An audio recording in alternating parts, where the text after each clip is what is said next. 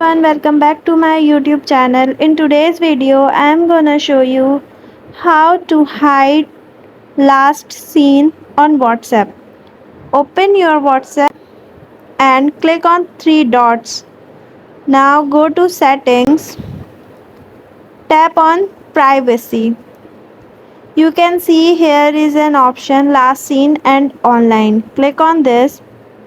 Now you have four options.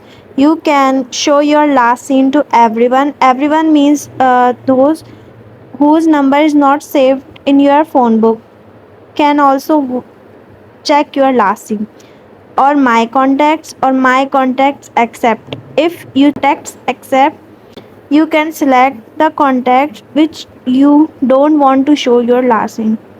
Okay, and if you choose nobody, this means nobody can see your last scene. Okay, and if you want to show online, you have only two options. You can show yourself online to everyone, or you can show yourself online as same as your last scene. Okay, thank you for watching my videos. Don't forget to like and subscribe my YouTube channel.